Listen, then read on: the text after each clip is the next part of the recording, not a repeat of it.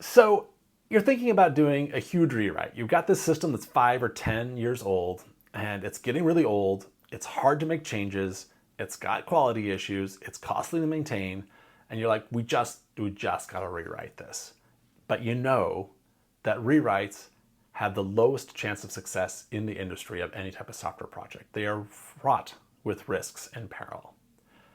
But I'm going to tell you today the 3 secrets that can make a rewrite project very likely to succeed, at least as likely as any other software project.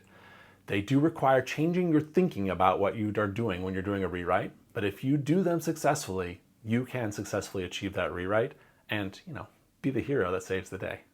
Let's get into it.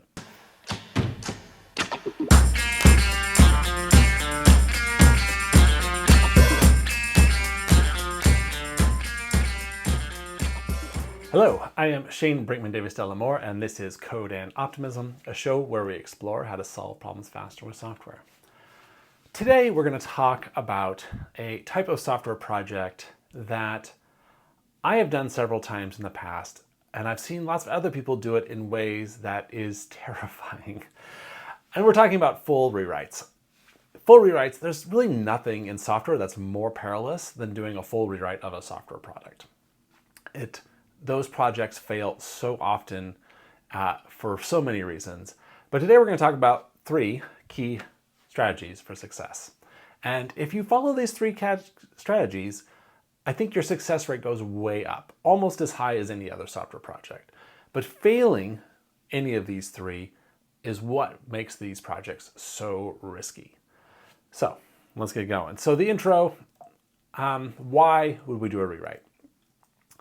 So the first one is maybe we're falling behind in the competition, often because we've got new features and we want to do, and they're just taking forever to implement in the system. It's just getting too hard to implement features, and deployment of those features is getting perilous. I certainly had that in the early days of MeKimmy, where we had so much going on that it just got harder and harder to deploy a feature with confidence that we wouldn't be breaking things. Next is out of control costs. And just because your system was written 5 or 10 years ago, it's using a tech stack that is no longer as cost effective as the current options are. Cloud computing is coming out with new options all the time. There's new ways to save money. You might have 2x to 10x potential cost savings if you refactor to use the new technologies. You might be using expensive third-party services that you would rather not use. Maybe you need to refactor to either not use them or to incorporate their capabilities into your system so you don't have to pay them. And your system might just be hard to run, and you might have a huge team that it takes to just keep the system up and running reliably. And if you can make it much simpler, you don't need such a huge team. It doesn't need to be so costly. Last, and this is quite often the case, you've got unresolvable quality issues. You've got pervasive issues across the system that result in unreliability or insecurity. And they aren't just a patch fix. You can't just fix part of the system. It requires a system-wide refactor in order to get on top of these issues. In other words, what you've got is major tech debt. All of this stuff is what tech debt is. And often we talk about tech debt in the industry. Us as software developers are kind of like, we know it when we see it. And the rest of the world, particularly management, non-technical management, non-technical finance, even end users are like, well, I don't care about tech debt. Why do you want to spend money on tech debt? And we as developers know all of these other problems are because the system is getting decrepit and old, and it is getting slower and slower, harder and harder to maintain, more and more quality issues because it needs a major update. Now, in previous episodes, we've talked a lot about how do you maintain a system over a long period of time to avoid accumulating tech debt. It can be done. But even when you do it with the best of intentions and the best of efforts, there are just still decisions that were made early on in the system that are no longer relevant because the tech landscape has changed, the people working on the software has changed, the market has changed. So rewrites have a few unique risks. They have pretty much all the standard risks of software development, just in that building new software is a big unknown. There's a bunch of stuff you don't know as you go down the path of building it, and you're going to run into surprises. We talked a lot about manufacturing knowledge along the way on previous episodes, but here I want to focus on the key risks that are inherent to a rewrite, things that go above and beyond the basic risks. And the first one is you risk losing your existing user base. You have an existing user base. You have something to lose. If you are a brand new startup, you don't have an existing user base. You are building that from scratch. And so you don't have to worry about pissing off your existing user base. You don't have to worry about abandoning them. You don't have to worry about any of those things. But if you've got a successful product, which is the next one here, you risk destroying a successful product. It's making money. It has income. It has a marketplace. It has brand recognition. You risk destroying that as well with a rewrite. So you've got a lot on the line to lose with a rewrite. And perhaps the biggest one is there's seemingly infinite different contradicting desires and expectations when you start thinking about a rewrite. Both you'll find that internally at your company, everybody wants something different, everybody's got a different vision, and externally with your users. Every user's got a different set of needs. And if you survey all of them, you're going to get 10 different answers for 10 different people about what they want in your product. And it can seem nearly impossible to find a solution that's going to make everybody happy. But I'm going to dive into how you can mitigate all these risks. I do want to say first, though, in a rewrite, rewrites seem really scary, and you should take them quite seriously. But you've got one huge advantage that startups don't. You know your product and you know your market. You have already established product market fit. That is the single biggest risk any startup faces, is being able to establish product market fit. And that is extremely difficult, and there might not even exist. One, it's hard to do. Two, they may not ever find it. You found it, it exists, you know what it looks like, you know what your customers need, you know how you impact them. You've got a wealth of knowledge startups don't know. And that's why a rewrite can actually be a manageable, reasonable risk project. All right, 3 keys to success. First, you need to do an explicit ROI analysis. I'd like to start with sort of a baseline ROI question. And if you can answer yes to this, then you probably have a case for a rewrite. The answer is, can you solve whatever your key problems are cheaper and faster with a rewrite than you could by altering the current system? If you can identify key pain points that need to get solved, and doing them within the existing system is going to take more time than it would with a full rewrite, then you can start to have a case for saying a full rewrite makes sense. Now, that is probably a high bar. There are probably justifications for a rewrite, even if you can't quite justify that bar. But if you can clear that bar, then I'd say go for it. I would say start seriously considering a rewrite. And I'll take this pause right now to say I am super pro rewrite. I know that there's software engineers across the board who, some of them are very anti-rewrite, some of them are more like me who are very pro rewrite. And there are some of them that are pro rewrite without being very thoughtful about it. I like to think that I'm pro rewrite, but being very thoughtful. There's a time and a place for a rewrite, and it can be hugely advantageous if you manage it well. And I have done that at least 2 times successfully with Amy. But you also need to not just do it because you think it'd be cool to have new tech. Like, you got to have real ROI reasons. So you need to document. I'm not going to quite all fit on screen. That's all right. You need to document your OKRs, your objective key results. And this is so critical for the whole project because everybody working on this project needs to know what they're trying to achieve. You need to know the end result. This is true with any project, but with a rewrite, you can specify it a lot more clearly because you understand the market, you understand what the problem is you're trying to solve, you understand what your reasonable expectations are. So for each of these objective key results, you need to be specific. It needs to be measurable, it needs to be achievable, and you have to assess each of these things. How are you going to measure it? How is it achievable? Is it relevant? Why does it matter? Specifically, why is it bad now, and why will it be better in the future? And what is the budget? It needs to be time-bounded and cost-bounded. And the astute among you will realize these are basically SMART goals. So not only do you need to establish the SMART goals, but you need to document them in a place that everybody can see for this project. That is the baseline alignment for success for everybody going forward. And I want to note about timing here. So it's doing a rewrite is very important to do it at the right time. You definitely don't want to do it too early. If you can keep the system moving forward with smaller amounts of effort than a full rewrite, and you can get the stuff done that you need to get done. Stay within the system. Keep moving it forward. Keep trying to keep it modular, as we've talked in previous code and optimism episodes, so that you can stay relevant, you can stay competitive, you can keep up with the competition. If it is going to take you less time to implement it within the current system, there's a good chance that's the right solution. But on the other hand, don't wait too long. People can be very afraid of a big rewrite, and you can get to the point where your system gets so far out of control that you're basically frozen. And that, again, happened to me on MBKIMI. We had our stack, which was Rails. I mean, I've shown the slide previously, I think, but we had like 7 different programming languages and 15 different apps, and we had 5 different types of backend servers, and it was just out of control, and deploying any new thing was just terrifying. And so we just really stopped adding features. We stopped keeping up because the tech debt was too huge, and we waited too long to do that. So yeah, don't rewrite until you can reasonably expect a big return on this investment, because it is going to be a big investment and there's going to be some risk. But if you can say, yes, if we fix this, it's going to make a big difference in our ability to deliver as a business. In the case of MBKIMI, when we did our big write, we caught our operations cost by 10-fold. And we increased our agility probably by an equal amount in terms of being able to deploy new features.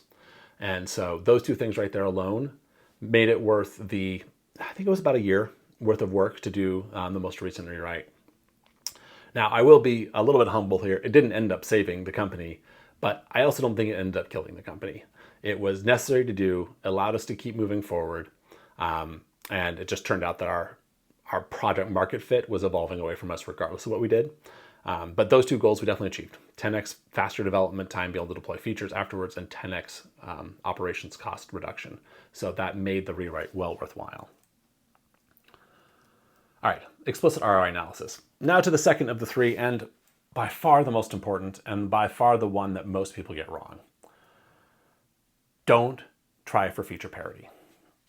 Don't even think about feature parity. And yet almost every project with a rewrite that I talk to people about in consulting over at GenUI, people are always talking about feature parity. They want to have everything the current system has plus something. So let's start with the beginning. It is not possible to achieve feature parity. Literally, it's impossible. If your project is old enough to require a rewrite, it is old enough that there's no one person on the project that knows the whole project anymore. No one knows all the features. No, not even some set of people know all the features. And that's just the explicit features, let alone the implicit ones. Because your project is old and large, it has things that it can do that were never part of the intentional design. There are users who are using it in a way you never anticipated. They're using some quirk of combination of things that lets them get their job done in some interesting way that no one knows about. It is literally impossible to list out all the features, even a fraction of them. And so if you set the expectation of feature parity, you are absolutely guaranteed to fail. Full stop. I don't care what your system is. I will bet on any system. If you're doing a rewrite and you're establishing the precedent of feature parity, you will fail, period. If you succeed, you'll exceed by stumbling through the gate. Like, you will be way over budget, you will be way behind time, and you will maybe finally get out the door, and it will not have everything because it is literally impossible. But you might have enough that people kind of eventually buy in. There'll be a lot of grumbling people, a lot of unhappy people, both finance and customers. So if you succeed at all, it'll be in the most painful way possible. Instead, well, before we get to that, this is the other thing. Not only is it not possible, but it's not desirable. It certainly seems reasonable, right? Like, I want to rewrite. I just want this stuff to be 10x cheaper to run. And I know that the latest stuff on AWS can do that. Let's refactor it and do that. That's a big win, right? And it should just be able to keep doing what it's doing. But that's not actually, it's not even desirable to have feature parity. You don't want it to keep doing what it's doing. If you're going to do a full rewrite, you have to realize that many of the features that you built into the product 5-10 years ago are no longer relevant. Your product is actually suboptimal for the current market at this point. Anyone's is. Any product that's 5 or 10 years old is not the best product. If you were to make the product from scratch today, you would not make it like your current product. You are actually at a competitive disadvantage to your younger competitors because they've made their product more recently, more relevantly to the current market. you don't want to tie yourself to decisions you made 5 or 10 years ago just because some of your users expect you to. That is actually hampering your ability to be competitive in the market. Instead, and we'll just go ahead and write down, I guess we'll hit the third point, right? I keep wanting to go to the instead. The main thing is thinking about it. If you're looking for feature parity, you are looking backwards. It's like looking in the rearview mirror. This is backward-looking leadership. Instead of leading towards the future, you are saying that we are bound by the past and we cannot change. It is a recipe for disaster. So instead, look towards the future. You can sell, if you're the one who's trying to convince people about this rewrite, instead of talking about feature parity, talk about new capabilities. Talk about what it'll be able to do that the current one can't do. Talk about how it's going to be better than the old product, not about how it's going to be the same as the old product. If you set those expectations at the beginning, saying that we are going to get rid of the absolute obsolete features to make the product even better. If people understand along the way, they're going to know some of people's favorite features are not going to be there anymore. But if you tell them that they're going to be better off because they're going to have even better stuff, they're going to follow you along. They're going to understand. And you're setting yourself up for a possible success. So at the end of the day, you need to really think about this as a brand new product. And that seems scary. Like you've got this established product, this established customer base. You don't want to do something risky like a new product. But keep in mind that you've got a superpower compared to a startup. The startup's trying to make a new product too, but they don't have product market fit. You have deep knowledge about your existing product, your existing market, your existing user base. So even though you are effectively making a new product, you know what is going to matter for those users. You can design an exceptionally good product with a high degree of confidence and that you're going to be able to deliver on their needs. We'll talk about that a little bit more. You still have to have a bit of a startup mentality, but you've got so much more knowledge than a startup does getting going in this space that you've got a huge advantage. Last, and this is probably equally important, although this one gets forgotten about until near the end of the project when it's time to deploy. Don't plan on a hard cutover from the old system to the new system. I have also seen this on projects, and it is a disaster just waiting to happen. So first, if you do a hard cutover, you risk user revolt because, shocker, users hate big changes. They hate them so deeply. And that was definitely the case on Emmy Kimmy with our changes. And there'll be no end of unhappy customers. And the more rapid you make the change, the more people will be upset. So instead, bring them along for the journey. As my friend David Barnes says at GenUI, bring them along for the journey. Let them see as you make progress on the new project. And that might both be by blogging and just outward media and relations with your customers, but more importantly, as we'll talk about in a moment, it's going to be about having beta releases and having an incremental time where it's online and people can use the early versions, et cetera, and have a feedback loop, have a way for them to give you feedback and talk to you and let you know what they're thinking and what they want to have. Not that you have to respond to all of them, but just you should acknowledge them, but you don't have to incorporate all of their feedback into your product because you have to make a cohesive product. You can't get everybody's ideas in there, but they will feel more included. They'll feel more heard. They'll even start to get excited as things start to come along, and they'll actually start driving your project because their excitement will become contagious for the rest of your company. And then when you finally get things into a production state, they're going to be jazzed and they're going to be emissaries out there promoting your product rather than people who hate your product and are complaining about it everywhere on the internet. The other thing about a hard cutover is you risk the major technical failure. And don't be that company. We've all heard about companies who have had a big, huge launch day and they've never really tested their system with millions of users online simultaneously. Maybe they've tested it with 10,000. And they get to launch day and the thing just crashes and like everybody has a bad experience that day and it hits the media, everybody hears about it. The game, this often happens with big game launches, but it's the same with a big rewrite, a big system refresh. And you don't want to be that company. So just don't be that company. It's much better to test the system with a slow ramp, get more and more users on it over time. That way you can work out the little technical bugs that even the best laid designs won't scale smoothly. You can work them out, get over the hurdles, and in a way that has minimum impact on your users. Last, as with any new product, and again, realizing you are making a new product no matter what you're doing, you do still risk a miss on the product market fit. Even your best laid intentions for this is how this is going to be better going forward, you might be wrong. You might have misread your users. You never can read your users' minds. You can only make your best guess. The best solution is to have a way to incorporate their feedback incrementally. So just like any new product, you need to do incremental MVP style testing. You need to release early, release often, gather that user feedback, realign your progress, and update your roadmap, and that will be the path to success. So yes, incremental.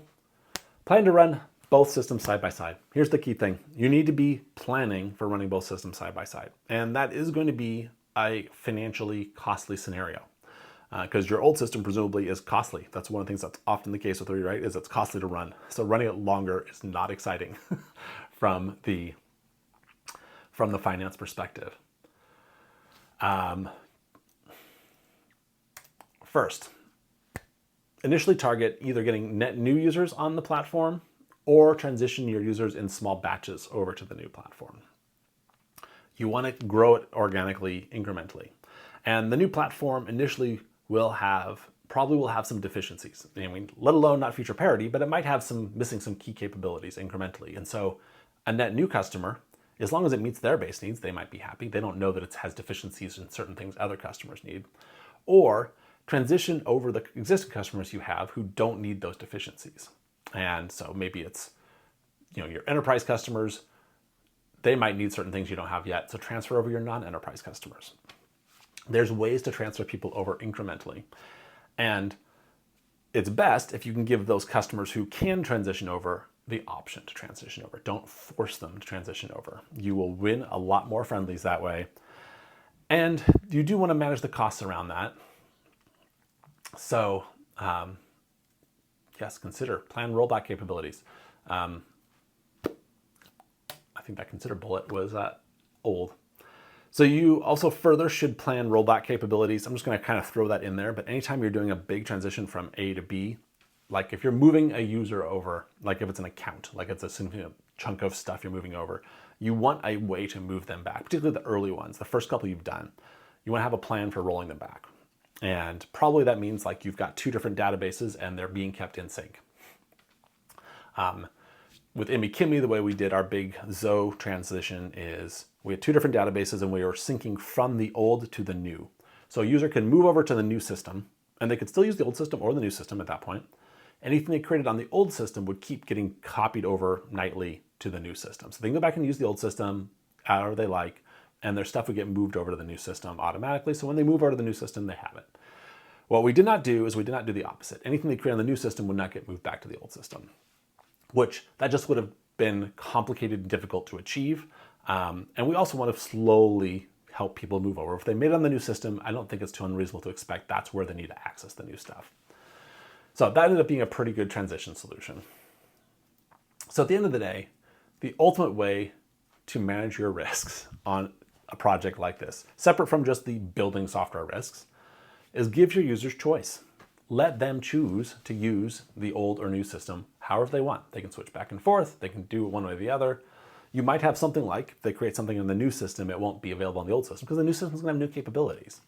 And certainly probably you're losing some of the capabilities of the old system, so the stuff you're migrating over will have some transition. It'll be somewhat different on the new system. But they can keep using both side by side as much as they want.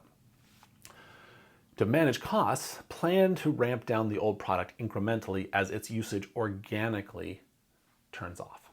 That's really the key thing, is that's how you can kind of manage the costs, is if you make the new system scale very nicely using modern technology. The old system might be harder to scale down, but you probably still have, if you have a successful product, you've got redundancy and resiliency. You can start shutting down redundant servers as the system ramps down to keep them running side by side. Now in Kimmy's case, we were still sort of startup level funding, and we didn't have the ability to have a very long overlap. I think we had a 8 to 8 week overlap of the two systems because we really needed to get off the old system because it was burning through our cash. And I think we did pretty well by our customers for that, but I think that they would have, if we had a 6 month instead of a half quarter, I think that we would have had, at the end of the day, people came over and they were generally happy.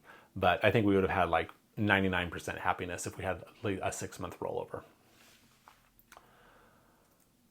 All right, so that is the no hard cutovers. So let's recap and sort of pull it together at the top level. So first of all, have a real ROI. You want to know explicitly what your success goals are, in particular that SMART aspect, specific and measurable. You need to be able to measure that you're achieving your goals of what you're trying to fix. And everybody needs to be aligned on that. And it needs to be at the goal level, not the feature level, because then we're going to try to avoid feature parity. We're going to try to achieve goals. Identify the pain points and be sure that fixing them is going to bring a big return. So that's really the big thing, making sure that you establish that and making sure that it makes sense and that it's going to be more effective to do it in a rewrite than it is in the existing system. Still my biggest one, no feature parity. It is not possible and it is not desirable. Sell it like you're building a new product. You're building a new product for a new generation of customers that is going to overlap. And it is entirely possible if operations cost isn't your major problem, you might keep the old product going for a relatively long period of time for certain customers that just don't want to change. And that might be fine. You just have a legacy product, you keep it going, you ramp down most of the customers except for those handful that just really can't change. There may be a few big accounts that just can't make a huge transition because it's just too impactful for their business. That's fine. You can focus on building a new product. You can tell the legacy customers that this is now on, it is the legacy system, we'll do bug fixes, but we're not going to do any new features. And they're probably okay with that. They'll probably be pretty happy. In fact, those customers often that also don't want to do a big change also don't really like getting new features all the time either. They really just want the system to work and they don't want to have to think about it. So manage expectations from the very beginning that you're not going to go for feature parity. You're going to go for new capability. You're going to go for improved relevance in the current market. That's what your goal is, not feature parity. And last, no hard cutovers, please. Plan for an incremental transition, which just really means plan for being able to run the systems side by side and incrementally either adding new users to the new system or incrementally opening up the option for customers to move over to the new system and use them side by side. And again, with MBKIMI, the option for the user was they can go to the new system and create a new account that was linked to the previous account. That's basically what it was. There was an easy way for them to do that. And once they had done that, they were now linked. We did a lot of pre-migration with our biggest customers, but we didn't pre-migrate everybody. And once someone lands in the new system, then it just starts automatically adding to the list of people that were automatically migrating over time every night. That worked really quite well. But giving them that choice allows them to buy in, do it as early as possible so they can see you adding incremental improvements on the new system and they can get excited, get a way to get their feedback so that they can feel engaged and heard, and you're going to end up with brand advocates rather than brand detractors. So I think that really covers it all. I just can't emphasize how incredibly important all that is. It's been involved in several rewrites, both successfully and unsuccessfully. And the unsuccessful ones basically fail on at least 2 out of the 3 of those things, or if not all 3. And it's pretty much a guaranteed failure if you don't do all 3 of those things. Like each one is like halving your chance of success. And all 3 together, it brings you down, 7/8. So this is my recommendation. If you do those though, I think that a rewrite can have, I think any software project can be managed with relatively low risk. You get the budget in the ballpark and then you do not commit to features, you commit to capabilities, and you can manage it over time to achieve that budget with those capabilities successfully, fairly consistently. And a rewrite can be similar as long as you follow these 3 things, as long as you don't fall into the risk traps of a rewrite, which is expecting feature parity, not establishing clear ROI, and doing a hard cutover. So with that, I would invite feedback from you. In particular, rewrites are fascinating. They go awry in strange ways. I think they usually go awry because of one of these three things, but I would love to hear your stories. If you've got a rewrite that you participated in and it failed in some particular way, what was the biggest reason you thought it failed? And I think that could be really fascinating. So please share that in the comments. I'll respond to every comment, and I would love to have that conversation. So once again, I'd like to thank you for spending your valuable time with me. And remember, all problems are solvable with enough knowledge.